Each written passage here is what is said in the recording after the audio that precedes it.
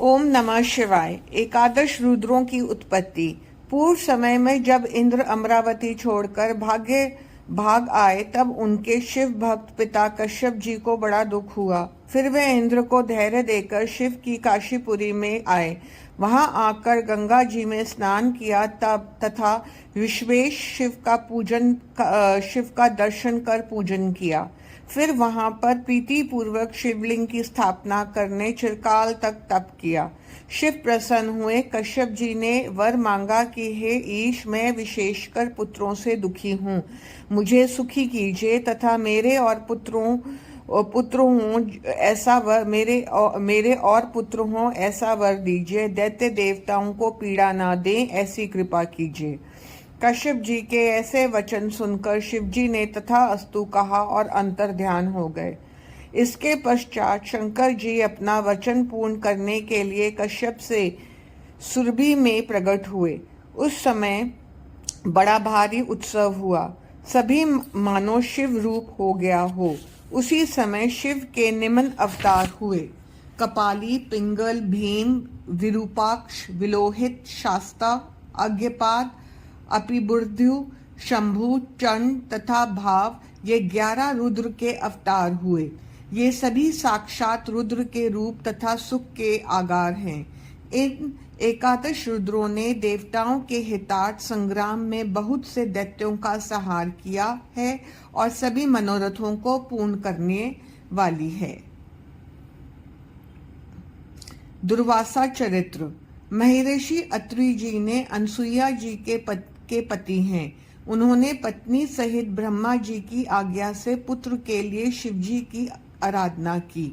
उन्होंने ऋष पर्वत पर विंध्याचल के पास नदी के तट पर बैठकर घोर तप किया। उनके शरीर से तीक्ष्ण अग्नि की ज्वाला प्रकट हुई। उनसे तीनों लोग भस्म होने लगे। ऋषि मुनि इंद्रादि सभी देवता ब्रह्मा जी के पास आए, उनसे अपना दुख निवेदन किया। ब्रह्मा जी देवताओं के साथ शिवजी के पास गए। सबने मिलकर शिवजी की बड़ी भारी स्तुति की।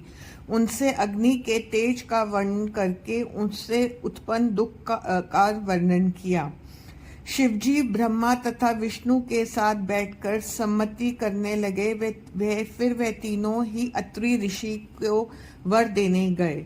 अत्रि ने तीनों को पहचान कर स्तुति की। तीनों ने ही अपनी अभिन्नता कहकर अपने अंश से पुत्र का वरदान दिया। इससे अत्रि ऋषि के अनसुईया से 3 पुत्र हुए। ब्रह्मा के अंश से चंद्रमा, विष्णु के अंश से दुर्वासा जी ने अनेक चरित्र किए हैं। राजा अम्बरीश ने उनकी परीक्षा ली थी। इससे दुर्वासा भी क्रोधित होकर शाप देने लगे। सुदर्शन चक्र ने उनका पीछा किया। फिर आकाशवाणी द्वारा वह चक्र रुक गया। उनको शिव का स्वरूप जानकर अम्बरीश ने स्तुति की तथा उन्होंने विधिवत भोजन कराया। एक बार इन दुर्वासा रूप काल भगवान ने रामचंद्र की परीक्षा ली।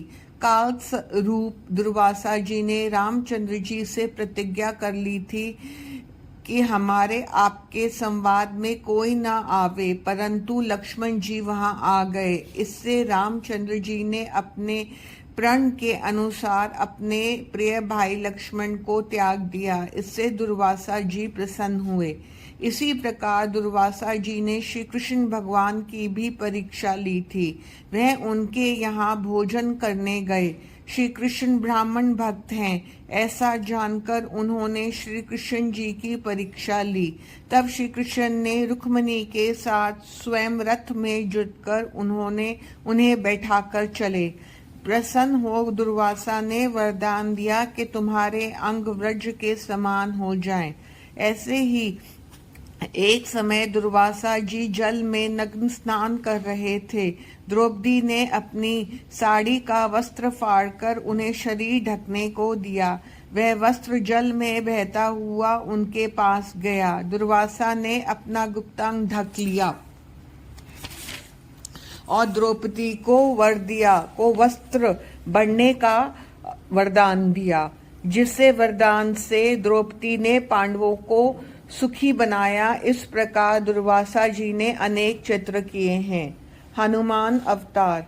जब विष्णु भगवान ने मोहिनी रूप धारण किया था तब शिवजी उनके रूप पर मोहित होकर कामर्थ हो गए। इससे उनका वीर्यपात हो गया। सप्तऋषियों ने उस वीर्य को पत्ते पर स्थापित कर गौतम की पुत्री में रामचंद्र जी के हित के लिए स्थापित कराया। इससे उस केशरी के शंकर सुवन हनुमान जी उत्पन्न हुए। वे वानर रूप महापराक्रमी थे। बाल्यकाल में ही सूर्य को मधुर फल जानकर मुंह में रख लिया था, फिर देवताओं की विनती करने पर उन्हें छोड़ दिया था। देवताओं ने उन्हें शिव का अवतार जानकर बहुत से वरदान दिए। सूर्य देव ने उन्होंने सभी विद्याएं प्राप्त की। माता की आज्ञा से सूर्य के अंश से उत्पन्न सुग्रीव से मिले, उनकी मंत्री बन गए। श्री राम की जब सुग्रीव से मित्रता हुई तो रामकाज के लिए वह लंका में जानकी जी का पता लगाने गए। लंका में महान पराक्रम दिखा उसे जलाकर जानकी जी का पता श्री रामचंद्र जी को दिया। फिर राम के साथ वानर सेना को लेकर लंका पर चढ़ाई की। बहुत से पर्वतों को जलाकर समुद्र पर पुल बांध दिया। रामचंद्र जी की विजय की इच्छा से शिवलिंग को स्थापित कराकर पूजन किया। शिवजी से वरदान लेकर दैत्यों को राम ने मारा। हनुमान जी ने भी अनेक दैत्यों को मारा। रामचंद्र जी की सेना की रक्षा की। शक्ति से घायल लक्ष्मण जी को संजीवनी बूटी लाकर जगाया। फिर अहिरावण को मारकर राम लक्ष्मण को लाए।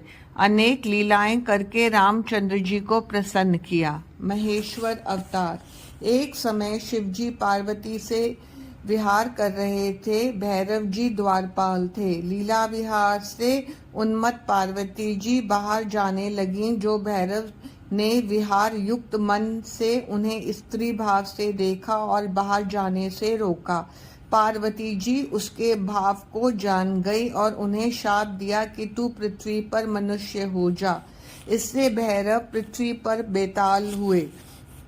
शंकर पार्वती जी भी उनके स्नेह से पृथ्वी पर अवतरित हुए। तब शिव का नाम महेश हुआ और पार्वती जी का शारदा।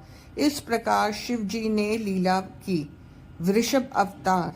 जब देव दानवों ने अमृत के लिए मंथन किया तो अमृत की प्राप्ति पर उनमें युद्ध छिड़ गया। देव असुर संग्राम त्रिलोकी में प्रसिद्ध हुआ। अमृत की बूंदों से कुछ सुंदर रमणियां उत्पन्न हो गईं। शिव की माया से उनके अनेक गुप्त अंग सुंदर रूप में प्रकट हुए। दैत्य लोग उन्हें पाताल में ले गए। उस युद्ध में भगवान विष्णु भालों से दैत्यों को मारते मारते पाताल में गए। वहां उन सुंदर स्त्रियों को देखा। तब शिवजी ने उन चंद्रमुखियों के साथ रमण करके अनेक वीर पुत्रों को उत्पन्न किया। इससे बड़ा भारी युद्ध हुआ। इससे ऋषि मुनियों को भारी कष्ट हुआ। तब शिव ने उन्हें आश्वासन दिया कि मैं तुम्हारा कष्ट दूर करूंगा। इसी हेतु शिवजी ने वृषभ का रूप धारण किया और विष्णु को पाताल से लाने की इच्छा की। तब शिवजी ने वृषभ रूप धारण करके गरजते हुए पाताल में प्रवेश किया। उनकी घोर गर्जन से वहां का नगर ध्वंस होकर गिरने लगा। पूर्वासी व्याकुल हो गए। वृषभ ने उपद्रवी विष्णु पुत्रों का सामना किया। बैल रूपधारी शिव ने अपने खुरों और सींगों से उन्हें मारा। विष्णु ने पुत्रों को मारने वाले बैल का सामना किया। उनके अनेक अस्त्रों का प्रयोग किया। वृषभ ने सभी को काट डाला। तब विष्णु ने उनको पहचानकर प्रार्थना की, अपनी भूल की क्षमा मांगी। विष्णु लज्जित हो वहां से चलने लगे। तब शंकर जी ने कहा कि तुम अपने चक्र को यहीं छोड़ दो। मैं तुम्हें सुदर्शन चक्र सूर्य के समान तेज वाला देता हूँ। उन्हें वह चक्र देकर भगवान शंकर कैलाश पर चले गए। विष्णु जी भी मोह त्याग कर अपने लोक को गए।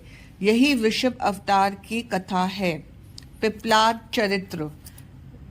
वृत्तासुर को मारने के लिए इंद्रादि देवताओं ने वज्र बनाने की इच्छा से और ब्रह्मा जी की आज्ञा से दधीचि ऋषि से उनकी अस्थियां मांगी। ऋषि ने अपनी पति सुवर्चा को घर में कार्यवश भेज दिया, स्वयं शरीर त्याग कर देवों को अस्थियां दान दे दी। देवता अस्थि प्राप्त कर प्रसन्न मन से वहां से लौट आए और उससे सुंदर मजबूत अस्त्र बनवाकर इंद्र ने वृत्तासुर को मारा। इधर मुनि पत्नी सुवर्चा घर से लौटकर बाहर आई तो यहाँ ऋषि और देवताओं में से कोई नहीं देखा। तब जो वह देवताओं की कुचाल समझकर उन्हें शाप देने लगी। उसने कहा कि तुम सभी पशु हो। यह कहकर स्वयं भी अग्नि में सती होने लगी। तब आकाशवाणी ने आज्ञा दी कि तुम अपने शरीर में स्थित मुनि के तेज की रक्षा करो।